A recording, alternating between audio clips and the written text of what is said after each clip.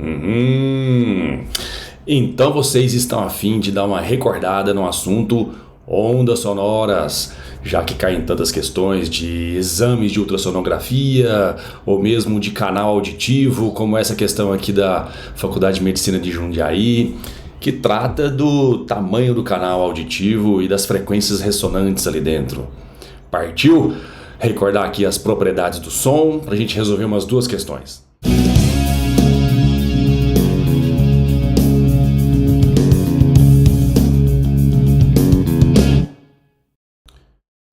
Oi, professor Elton Pita.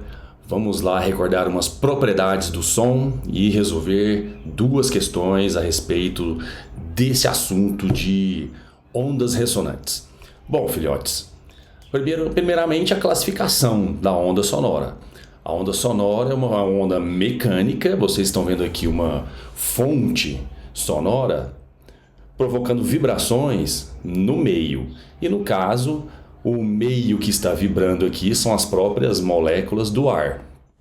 Por isso, o som é classificado como onda mecânica, porque é vibração do meio material. Agora, repara bem na direção de propagação da onda. Peguei uma direção qualquer aí, já que o som é tridimensional, né? Se propaga nas 3 dimensões, escolhi uma aqui e acompanha também a direção de vibração. A direção vermelha é a de propagação e a direção azul é a de vibração das moléculas do meio, de um ponto da onda. Ué, é a mesma direção? Então a onda é classificada como longitudinal, lembra disso?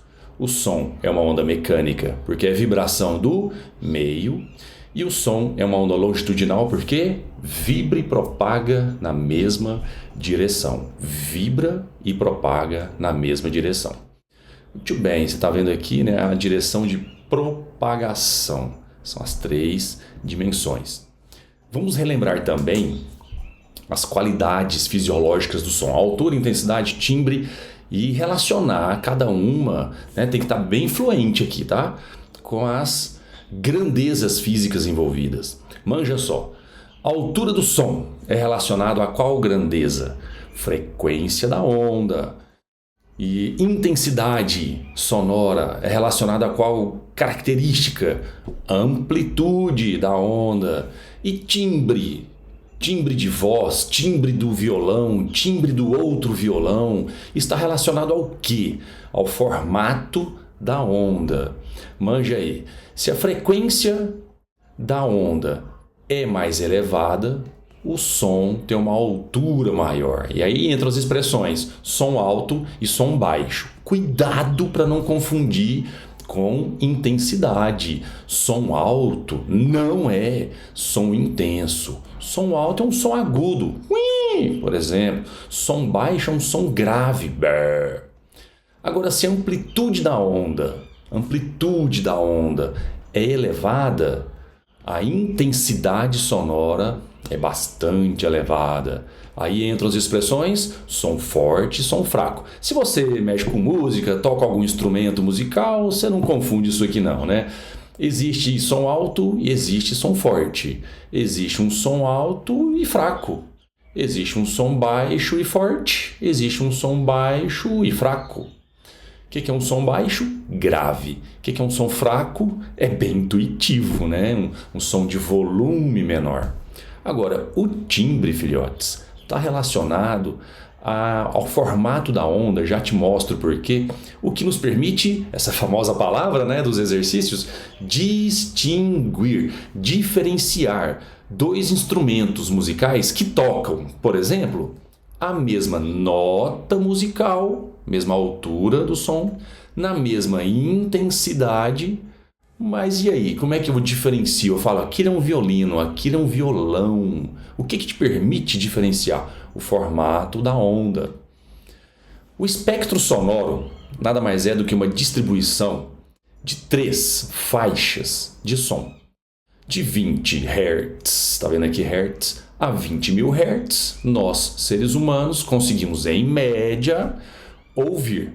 Abaixo de 20 Hz, temos sons que não ouvimos. São os infrassons ou subsons, tanto faz, tá bom? Pode colocar verdadeiro nas duas. Por exemplo, a poltrona do cinema treme, a gente sente, mas não ouve um som. Eu, por exemplo, já tenho 48 anos, eu não ouço 20 Hz, eu não ouço 20 mil Hz, eu ouço até os 16 mil por ali, um sonzinho bem agudo. Com a idade, a faixa vai estreitando. Mas é adotado 20 mil como referência para ultrassom. Olha, tá um modo antigo aqui, tem 2 S's na verdade, né? Acima de 20 mil Hz, temos ultrassom. 50 mil Hz, 200 mil Hz, 500 mil Hz, ultrassom. Não ouvimos. Alguns animais conseguem ouvir. Bora lá fazer um teste? Qual dessas duas ondas que representam som, ondas sonoras no ar, 340 metros por segundo, 340 metros por segundo, mesma velocidade, tá? Qual dessas duas ondas tem maior intensidade? Bom, intensidade está relacionado à amplitude da onda. Maior intensidade, onda A. Porque, a amplitude aqui é de 2 quadrículas. Na onda B é a de apenas uma quadrícula. Outra pergunta, qual dessas duas ondas aí representa um som de maior altura? Tá vendo? Maior altura é diferente de maior intensidade. Maior altura é maior frequência. Aí a resposta vai para B. Uma das maneiras de interpretar seria, tem maior quantidade de pulsos. 2, 3, 4, 5, 6 pulsos nesse mesmo intervalo aqui. 1, 2, 3, 4. Maior frequência, maior altura. Portanto, você precisa cuidar bem desse resuminho de qualidades fisiológicas e não confundir som alto com som forte. Olha aí, te prometi, tá aqui, ó. Timbre é uma qualidade sonora que permite distinguir sons de mesma altura, mesma nota musical, mesma intensidade, som forte, por exemplo, mas tocados por instrumentos diferentes. Então, por exemplo, isso aqui é representação, eu acho que é de 440 Hz. Isso aqui, todas essas notas aqui, todas essas ondas aqui representam 440 Hz, a nota Lá. Tocada pelo diapasão, tocada por outro instrumento, por outro instrumento, por outro instrumento. Mesma nota musical, mesma intensidade, mas o formato da onda é diferente. Por quê? Deixa eu te mostrar aqui, ó, rapidinho. O violão tem várias peças, cada peça é percorrida, vibra, né, sendo percorrida por uma onda diferente, e o somatório de 2 ondinhas diferentes muda o formato da sua onda. Soma com outra onda de outra peça, muda o formato da onda. Veja só aqui, ó, tá vendo esse formato? Pega esse pontinho aqui embaixo. Por que ele tá ali embaixo? Ele é o somatório de todos esses outros pontos vermelhos das várias componentes de onda de um instrumento. Legal, né? Cada pecinha do instrumento tem uma onda e o somatório dessas ondas gera um formato diferente. Isso é o timbre. Fez sentido? Então vamos ali. Agora vamos começar aqui, gente. Olha aí. A vir esses pedaços de pulso. O pedaço lambda por 2, o pedaço lambda por 4. Então coloquei aqui. Daqui a pouco eu vou te mostrar um experimento, tá? Esse experimento da formação de ondas estacionárias. É bem legal esse experimento porque a gente vê uns pontos parados aqui que se chamam nós, os famosos nós. Então, deixa eu dar um zoom aqui para ver se você capta o que está escrito aqui, ó. A distância entre 2 nós consecutivos, por exemplo, entre esse nó e esse nó, é uma distância equivalente a meio lambda. Você deve lembrar que um pulso acaba tendo um ΔS chamado de lambda. Então, lambda nada mais é do que o ΔS de um pulso, beleza? Só que de nó a nó, veja só, esse ponto até esse ponto, temos apenas metade do pulso. Então, essa distância vale lambda por 2. Isso é fundamental para a gente fazer as questões de onda estacionária, tá vendo aí? Agora pega a distância de ventre a ventre consecutivo. De ventre a ventre consecutivo. Ó o perigo, galera. Quando a gente representa um pulso completo, sobe para a crista, desce para o ponto de equilíbrio, passa pelo vale, volta para o ponto de equilíbrio. E se a gente continuar ali, inclusive, né, até a outra crista e tal, costuma-se dizer que a distância de crista a crista é o tal do lambda, não é isso? Só que essa é uma onda chamada de onda periódica, não é uma onda estacionária. Quando temos uma onda periódica e não uma onda estacionária, aquele ponto ali em cima passa a se chamar crista. Isso aqui se chama crista. Na onda estacionária, nesse experimento que vocês estão vendo aqui, aquele ponto mais alto não se chama crista, passa a se chamar ventre. E a distância entre dois ventres consecutivos, de ventre a ventre, de ventre a ventre, aliás, de ventre a ventre, não é um lambda. É metade do lambda. Ó, vou destacar um pulso completo. Ó. Ponto de equilíbrio, passa lá embaixo, ponto de equilíbrio, chegou lá em cima. Isso aqui, tudo bem, é um lambda. Agora, pegar de ventre a ventre consecutivo na onda estacionária, aí é meio lambda. Mais importante do que esse meio lambda, gente, é metade desse meio lambda. Esse aqui, ó, o lambda sobre 4. Para resolver a questão de ouvido hoje, a gente vai precisar dessa fração do lambda aqui. Resumindo,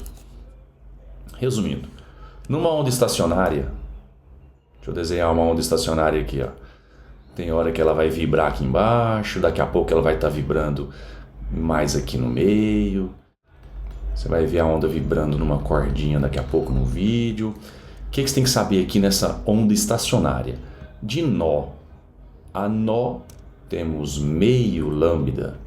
De nó a ventre, só esse pedaço aqui, ó, temos 1/4 de lambda. Guarda isso aí que a gente vai usar hoje, beleza? Então vamos lá resolver uma primeira questão aqui que tem a ver com isso, as frações do lambda, para você entender o exercício do ouvido. Gruda o zóio. A figura mostra uma onda estacionária formada em um fio. Deixa eu te mostrar logo a onda estacionária, porque isso vai ajudar. Olha aí, instrumentos musicais de corda. Olha aqui um sujeito vibrando uma corda, gerando uma onda estacionária. Por que estacionária? Um ponto parado, nó. Outro ponto parado no extremo é um nó. E esse ponto de máxima amplitude é o ventre. Mas se esse sujeito aumentar a frequência da mão, ele consegue gerar um segundo modo de vibração. Agora tem mais um nó. Lá no meio da corda temos 3 nós. Um nó na extremidade, outro nó na extremidade, outro nó no meio da corda.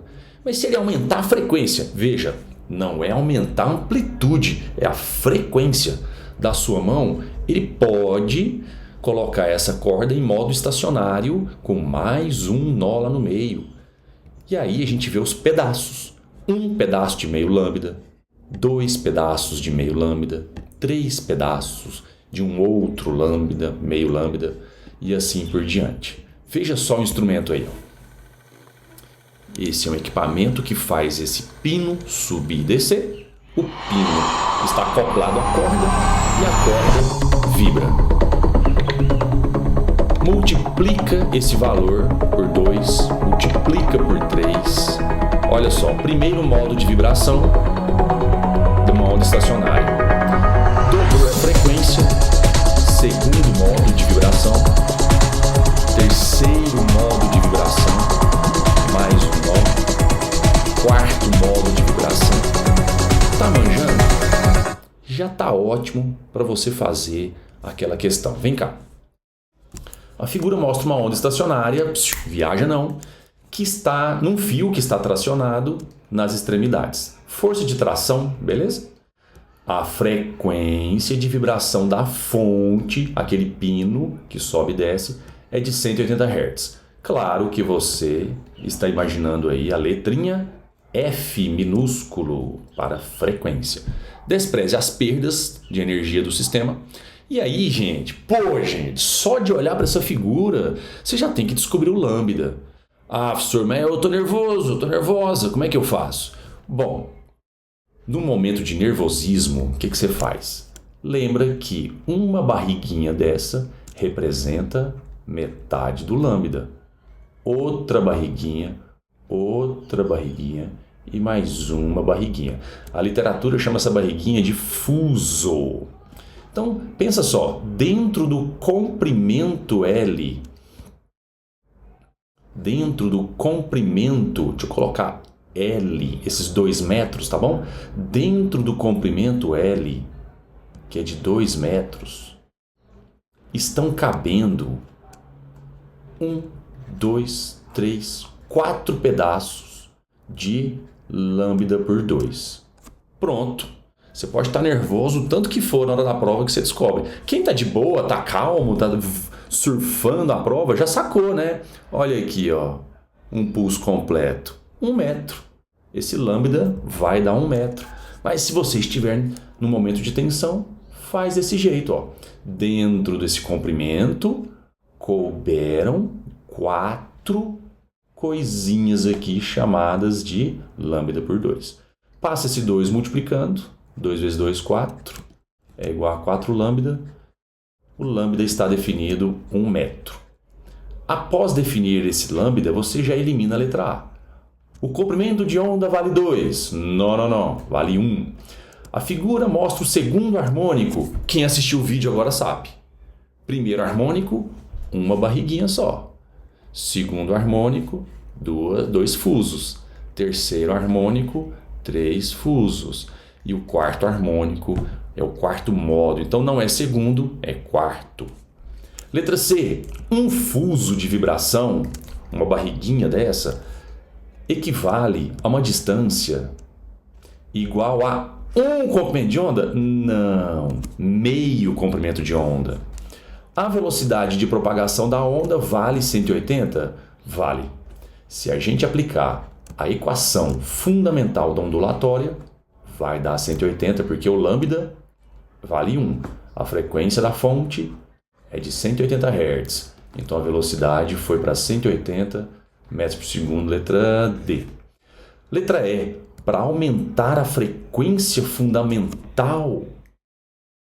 Bom, nesse momento, pensa no violão. A corda misão, a mais grossa, esticadona. Você toca a corda, ela vibra. E essa letra E está querendo aumentar essa frequência fundamental. Ué, aperta a tarraxa do violão, a nota fica mais aguda. Você vai tracionar mais a corda e a velocidade aumenta na corda. Para aumentar a frequência fundamental da onda no fio, devemos diminuir sua velocidade? Não, devemos aumentar. Neste caso, o lambda vai ser constante. Quem quer aumentar a frequência deve aumentar a velocidade. Bom, com isso você recordou comigo esses pedaços da onda chamados de meio lambda. Só que no tubo falador, no tubo acústico sonoro auditivo, a gente não vai usar essa barriguinha inteira, a gente vai partir essa barriguinha. Então veja só, se um fuso desse é lambda por 2, metade desse fuso é lambda por 4. Então vamos lá agora nos tubos, eu estou te preparando para os tubos para a gente fazer a questão. Tem alguns instrumentos aí de tubos. E os tubos podem ser abertos, os tubos podem ser fechados. O nosso ouvido, como que ele é? Aberto numa extremidade e fechado em outra extremidade. O nome da literatura aqui de física é tubo fechado. Aberto é aberto nas duas, beleza? Então veja aí o nosso tubo fonador. Também é fechado na parte de baixo e aberto na parte de cima. E as ondas ressonando dentro da nossa caixa acústica. Saca só como esse vídeo rapidinho vai te ajudar a resolver uma questão do Enem e a própria questão do ouvido. Presta atenção na nota musical.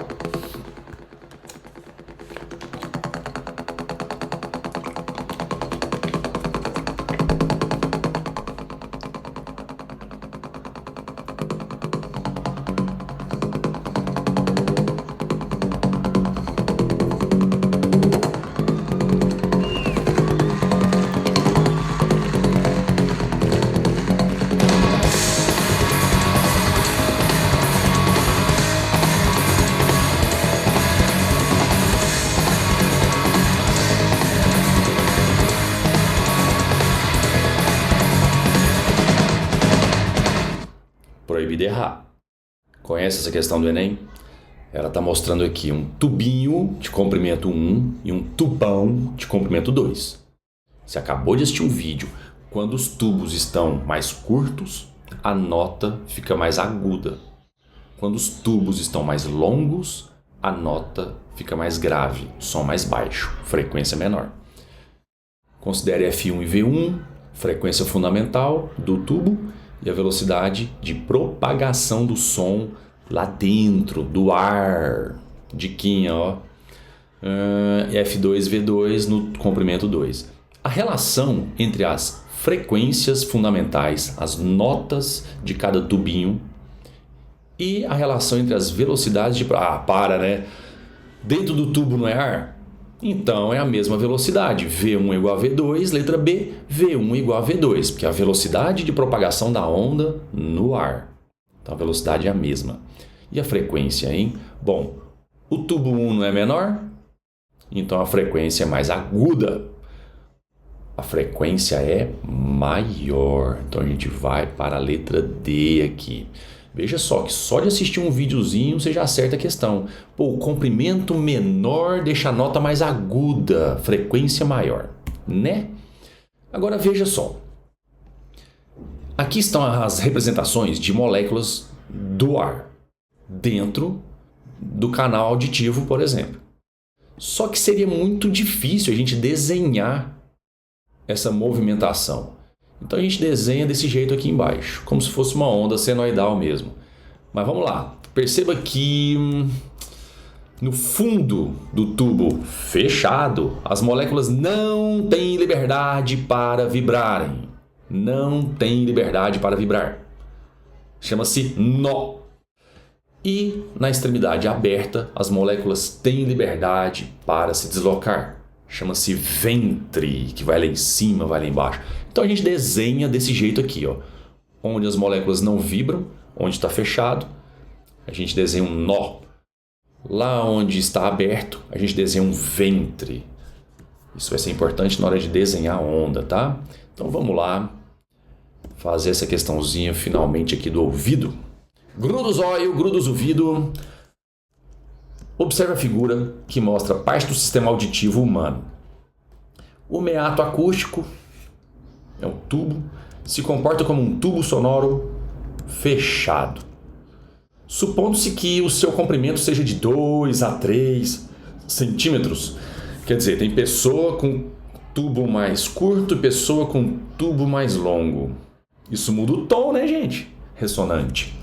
E considerando-se que a velocidade de propagação do som no ar a 27 graus Celsius, pressão de 1 atm, seja igual a 330, 348, a gente tem que descobrir, pode-se concluir que a frequência fundamental de ressonância do meato acústico está entre 2.900 e 4.350 Hz. Neste momento, você pode associar o tubo mais curto de 2 centímetros a uma dessas frequências. E aí? Você vai poder associar o tubo mais longo de 3 centímetros a uma dessas frequências. E aí? Qual das duas? Você acabou de ver, deixa eu até aumentar aqui o comprimento, né? 3 centímetros. Você acabou de assistir que os tubos mais curtos ressonam sons mais agudos, 4.350 Hz. E os tubos mais longos ressonam frequências de sons mais graves. E a onda? Como é que fica a onda lá dentro? Só fechar isso aqui. Onde está fechado, nó. Onde está aberto, ventre. E você representa. Professor, para que representar esse nó? Para que representar esse ventre? Para você enxergar o pedaço. Isso aqui, gente, não é um pulso completo. O que está sendo visto aqui, deixa eu desenhar aqui a representação de onda estacionária, é só essa partezinha de nó a ventre. Ah, saquei, professor. Isso aqui é um pedaço do pulso completo. Esse é o lambda por 4. Então o que você vai fazer aqui para descobrir a velocidade? V lambda F. Mas quanto que é o lambda? Não sei. Então a primeira coisa que a gente faz é descobrir o lambda. Como? Dentro dos 2 centímetros coube um pedaço desse lambda sobre 4. Vou chamar de lambda 2, por causa do 2 centímetros. Passa o 4 multiplicando, 8 centímetros. E agora, 0,08. Você pode fazer um V lambda F. Chega agora a equação fundamental que fechou. Velocidade do som? Não sei.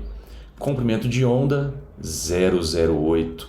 Frequência ressonante nesse tubo? 4.350 Hz. Multiplicando 435 por 0,8, vamos chegar ali ao resultado de 348 metros por segundo. Professor, mas e se eu fizer para o outro tubo? Tem que dar o mesmo resultado. Vamos treinar? Vamos treinar? Dentro dos 3 centímetros está cabendo um pedaço desse novo lambda sobre 4. Vou chamar de lambda 3. Passo 4 multiplicando, resultado do lambda 3. Lambda nesse novo tubo, 12 centímetros, 0,12 metro. Vai lá na equação fundamental. Veja o que uma lambidinha faz. No lugar de lambda, 0,12. E qual que é a frequência que ressona? Esse tubo é mais longo, é uma frequência menor, é um som mais grave. 2.900 vezes 0,12 também vai levar a gente para o 348. Surubem? Com isso, eu espero que você se sinta mais encorajado, mais seguro, mais confortável, mais ágil, mais rápido para fazer essas questões de acústica. Beijo na bochecha, boa prova para vocês, tudo de bom. Tchau, beijos!